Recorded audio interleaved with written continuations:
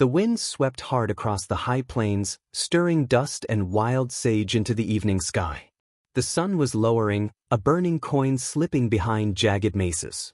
A lone rider, tall in the saddle and lean from years of wandering, urged his horse down the trail that led toward the small town of Dry Creek.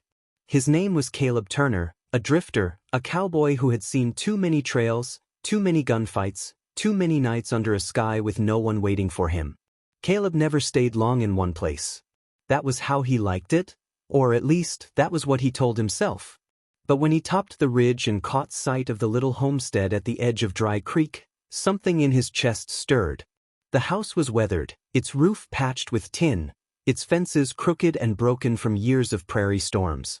Yet it looked like something more than just a shack. It looked like someone had fought to keep it alive. And that someone, as he would soon discover, was Emma Hayes. Emma was a widow, barely 25, her auburn hair tied back beneath a faded bonnet, her sleeves rolled up as she mended a fence rail. Life had not been kind. Her husband, Daniel, had died 3 years before in a mining accident, leaving her with a small daughter, Lily, and a pile of debts she could hardly pay. She worked her land with grit and stubbornness, doing a man's job and a woman's burden both. Caleb rode closer, tipping his hat politely. "Evenin', ma'am," he said, his voice deep and respectful. "Looks like you could use a hand with that fence." Emma looked up, sweat shining on her brow, and studied the stranger.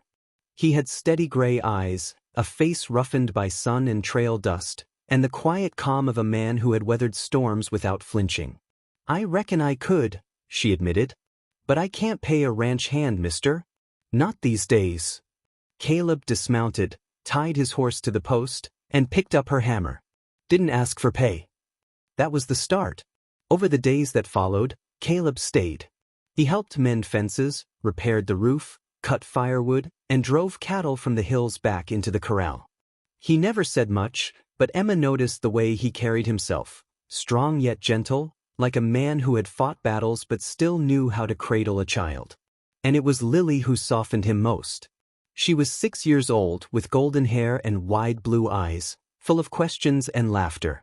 She took to Caleb as if she had known him all her life, following him everywhere, clutching his rough hand in her small one, showing him the creek where she caught minnows and the tree she liked to climb.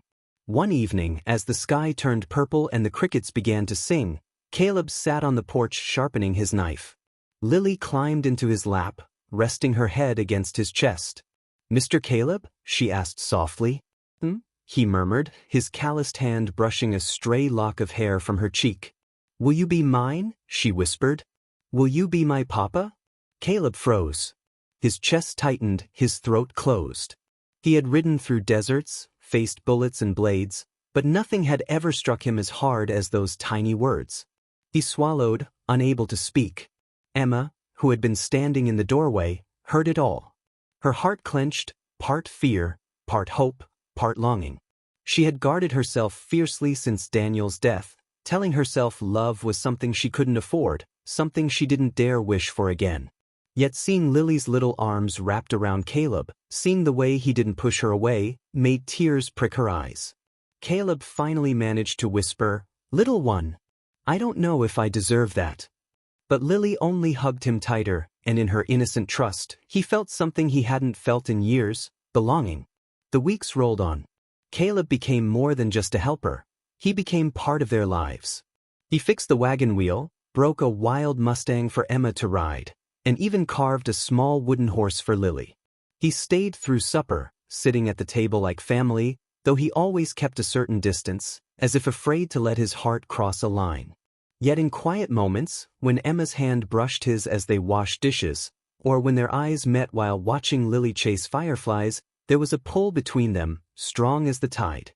Emma tried to ignore it. Caleb tried to resist it. But the prairie has a way of binding souls just as surely as it binds storms to the sky. Then trouble came. A banker from Dry Creek rode up one hot afternoon, papers in hand and a cruel smile on his lips. Emma's debts, he reminded her, were long overdue. Unless she paid in 30 days, the land and house would be seized. Emma's face paled, but she stood tall. "This land is mine," she said firmly.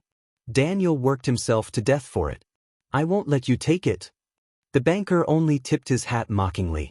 Then you'd best find a miracle, Mrs. Hayes. Caleb watched from the shadows of the barn, his jaw tight. He had seen men like that before, vultures feeding on the weak. That night, as Emma sat at the kitchen table with tears glistening in her eyes, Caleb laid a rough hand over hers. Don't you worry, he said. We'll find a way. Emma looked at him, her lips trembling. Why do you care, Caleb? You're just a drifter.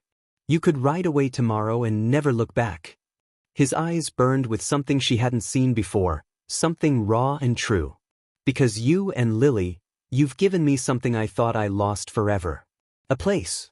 A family. I ain't riding away from that. The words hung between them, heavy and sweet, and before either could stop themselves, Caleb leaned in. Their lips met, soft at first, then deep with the fire of everything they'd been holding back.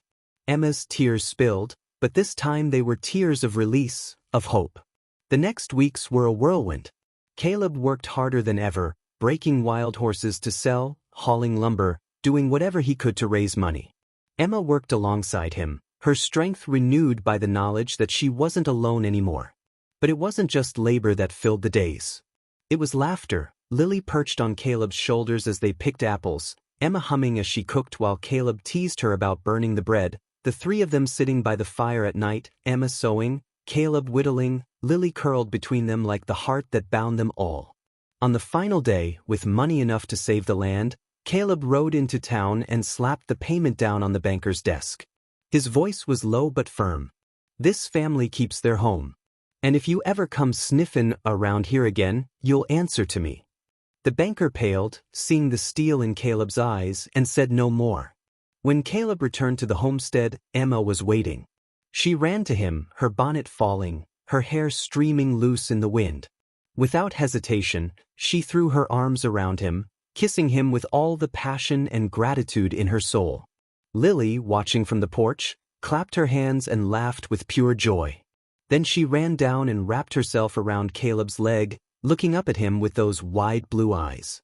Will you be mine now for real? She asked, her voice trembling with hope. Caleb knelt, his rough hands cupping her little face, his eyes shining. I already am, sweetheart. Always will be. And when he looked up at Emma, she nodded through her tears. That night, under a sky blazing with stars, Caleb held Emma close, her head resting on his chest, Lily asleep in the room beside them. For the first time in his wandering life, he knew he was home. And in that quiet, tender moment, he promised silently, his love would be there forever.